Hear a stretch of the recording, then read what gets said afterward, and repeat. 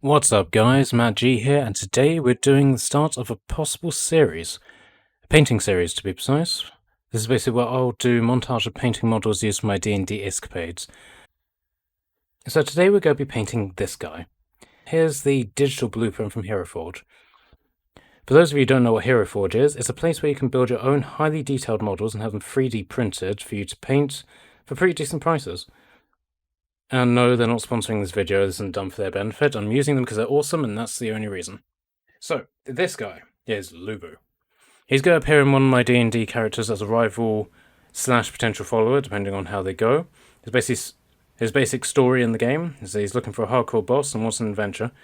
So for those of you who have played Three Kingdoms, you'll immediately recognise his pose, which I've done deliberately to mirror his pick there, so I can do as close as I can. The question is, who was Lu Bu? More importantly, why do I give a crap about him enough to make a character about him? Well, Lu Bu is a very mystical character, but the main version of his story, he is a warrior beast. He's literally the Achilles of ancient China. He never lost a duel, he was regarded throughout China as the greatest warrior in the room, but, quite awesomely, he had a rep for betraying literally every single person that he sided with. From normal warlords to the great tyrant warlord Dong Zhou, and I know I'm mispronouncing that. Basically, his story revolves around a love affair with Dao Chan, who was one of the warlord's maids, who, if we're following the Trojan analogy, was like super hot, like Helen of Troy hot. And in a similar fashion, they're basically having a secret love affair, and Lu Bu murders Dong Zhou, who is basically a complete and utter arsehole, as the tyrants were. He basically murdered him to stop him from finding out about it. I mean, there were most likely other motivations, given that China was in civil war, and that Dong Zhou quite comically, in my opinion, constantly threw spears at Lu Bu whenever he was pissed off. But that's maintained as the main reason. So very much, the romance side of it, which is publicized in the story, The Romance of the Three Kingdoms, which I do heavily recommend to pretty much anybody. Okay, so after this, Lu Bu rampaged across northern China until effectively he realised he pissed off so many people that they tried to assassinate him and had to flee. This guy had literally an entire novel's worth of battles under his belt, and nearly every single one of them was then matched with the betrayal of whoever he was working with, until his forces were eventually destroyed by the legendary Cao Cao, a major player at the time, and he was executed. So why do I give a crap about this guy? His legend sort of speaks for itself. Though I've given a really criminally brief description of his feats and accomplishment, but this guy is literally the definition of warrior hero. And he was so much of an arsehole, it's almost inspiring. But the main reason, he's also one of the greatest video game icons of the age. So if you need any more reason than that, then that's on you.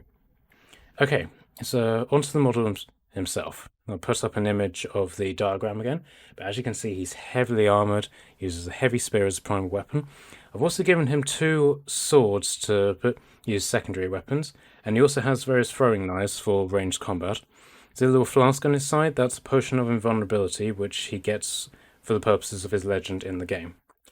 Now, as I said, I'm going to paint him as closely to the image of the Three Kingdoms Total War as I can, so let's get started. Okay, so basically here we are. The camera is actually picking up the detail quite nicely. I'm surprised at that. So the first thing we basically need to do is undercoat this bitch. Right, so let's do that.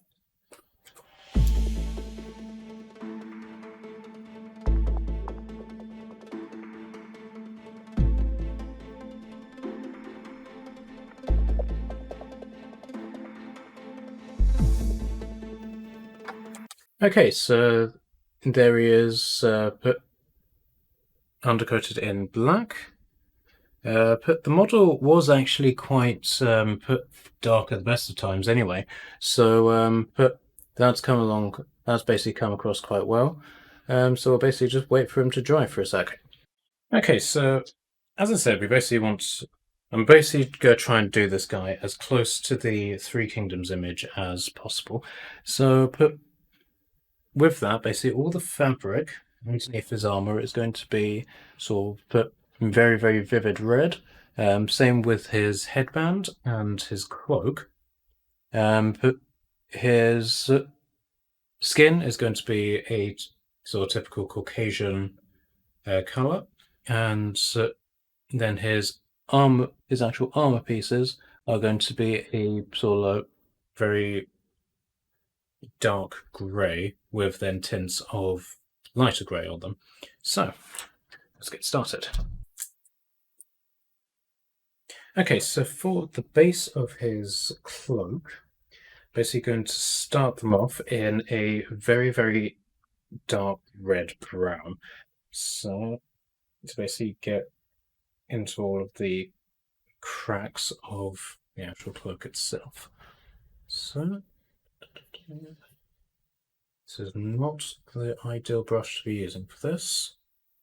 Don't want to waste the paint, so let's dab much of it on as possible. Alright, and now for the underside. I don't know if you guys can see that, but there we go. We're then going to get started with a very dark grey colour, and this is basically going to be the main bit for anything metal.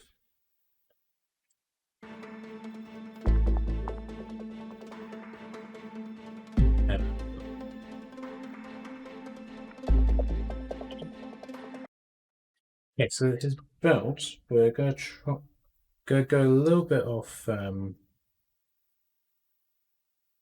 the guide. I'm going to make this into a very ornate gold belt as opposed to just a simple metal one. And my paintbrush is coming apart like nobody's business. Alright. That's cool, we can work with that. Okay, so then for skin, the end result, we want to have a very sort of like pale colour, but for the underside, I guess for like the base of his face, any bits of his flesh which are exposed, I'm going to do them in a much darker tanned colour.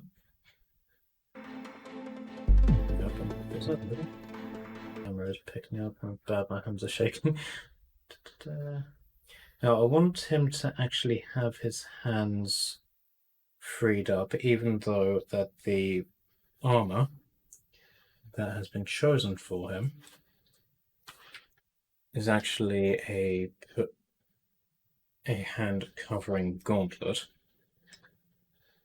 So technically his hand is bigger than the gauntlet itself, but that's okay, we can work with that.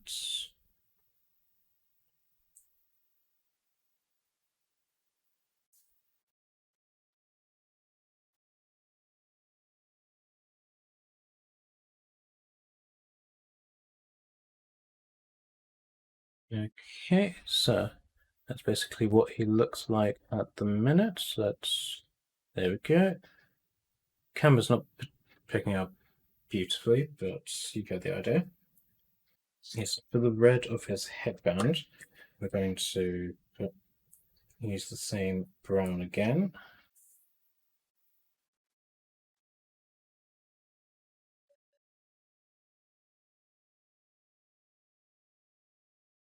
Now the detail of his headband hasn't actually come up with the detail of his hair, so I have to physically remember that his hair is actually there, needs to be worked with. So here we've got a few red bits that are going to be coming up under his armor and in his armpits. So same on this arm.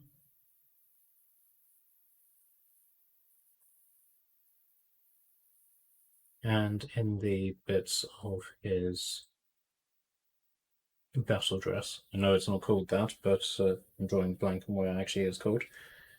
Okay, so I'm not sure if you guys can see that, but and if you can't, no, you can't. Okay, so bring up a picture of the diagram, but you can basically see that his battle dress goes all the way around. So the bit that's on his back isn't actually sort of like an underskirt. It is actually the armor. So that's going all the way around. But that is going to basically be the same color as the rest of his armor. So I will do that in the grey and then metal. Just realised got a little bit of armor bits there. Need to be done.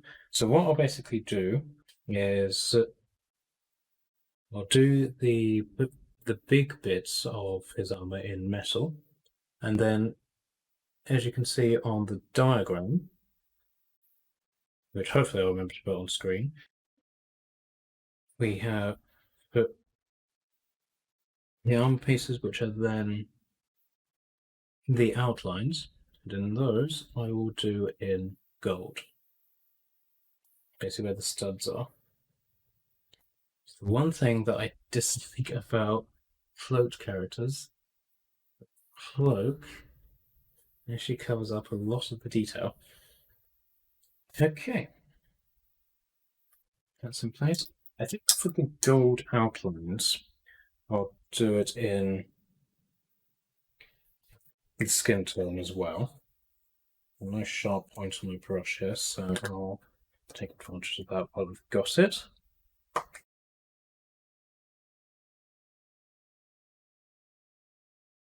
Okay.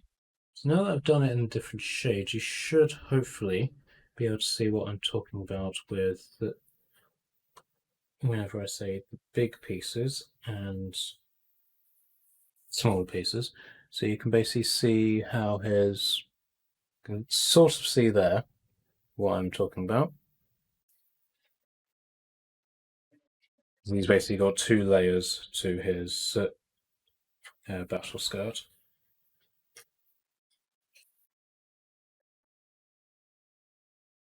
And then for his belt, we'll just smack that with browns, and also for his belt, which I am going to struggle to get the details of. Okay. Now for his hair, Lu Bu is normally portrayed as having black hair, and I see no reason as to run away with that, so I'm going to do it in the same grey as the undercoat of his armour, and while I'm there I will also do a base for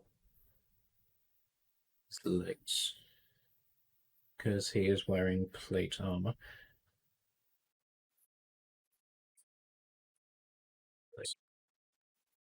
The good bit about the black undercoat is that if I've missed any spots, the black comes across as quite a nice shadow.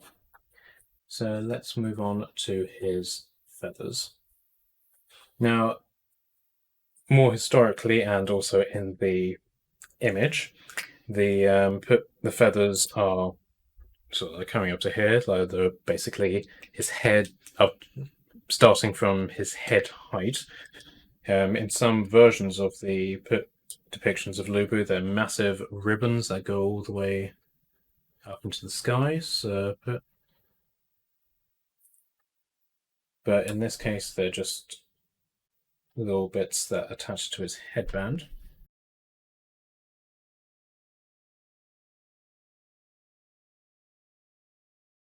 Okay, so this is actually a color of grey. I'm basically just doing it so that when I apply the wash,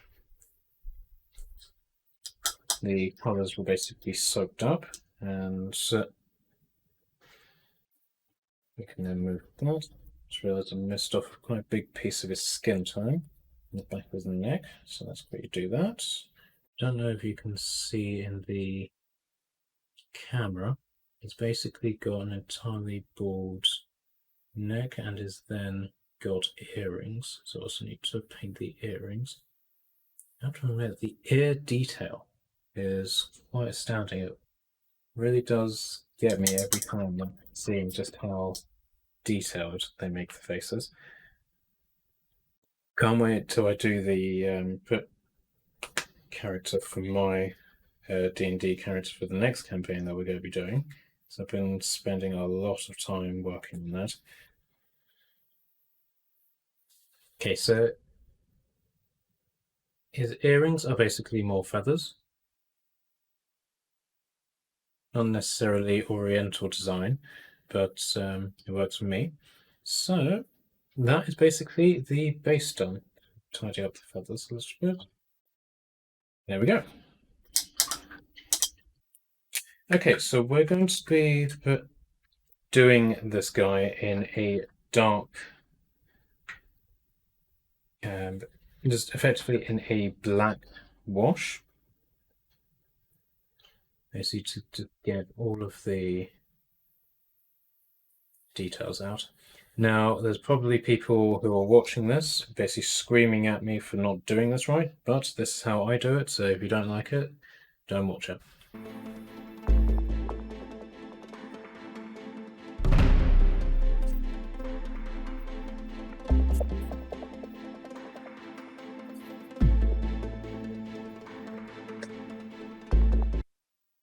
Okay, so he's basically dry. He is still a little bit wet in certain areas, so we'll avoid those for now. But for now, let's get started on his face.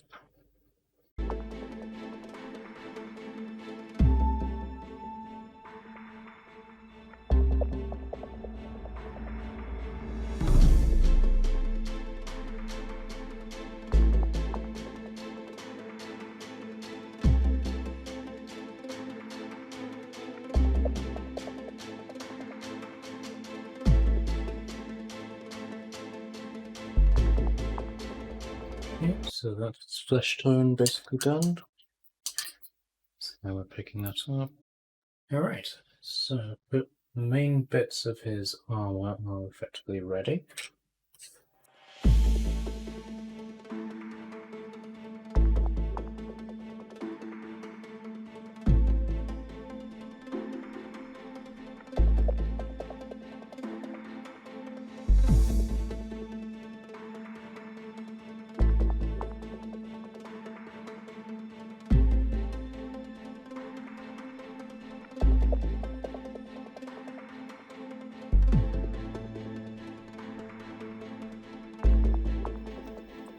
Hopefully you guys can see more of the armor detail there. So let's get started on the gold parts with those.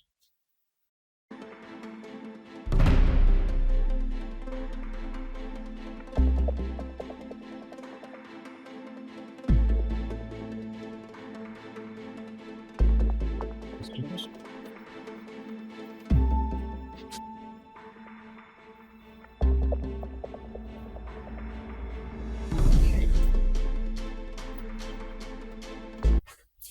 Okay, so let's do his cloak.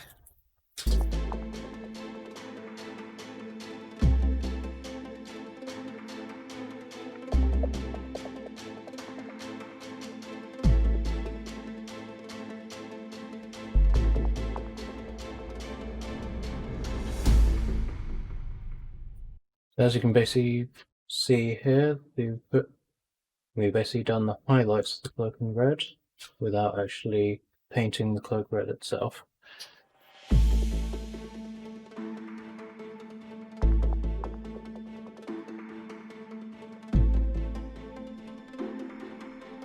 Okay, so now we have this very vivid white. Do his feathers in. Cover that up a bit, but it works. And then I'm going to do the bindings on his sword also in white. I think that looks cool as hell.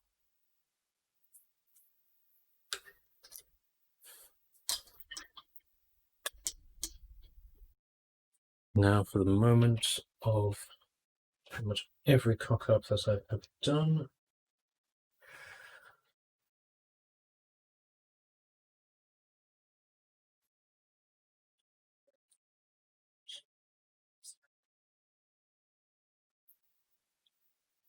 Okay, so there we go, and the camera picked this up. Here it is, but not necessarily the finished Lu Bu, but the main bit of him. So what I'm basically going to do now is do a little bit of embroidery on his cloak.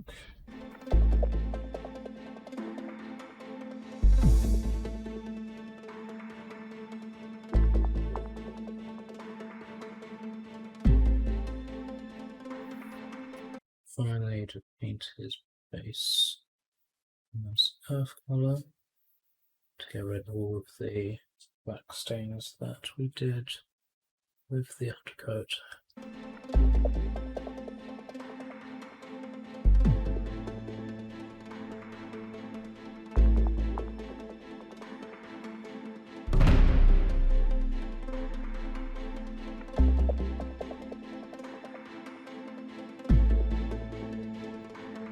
And there we are. Okay, right, so that's pretty much it. I'll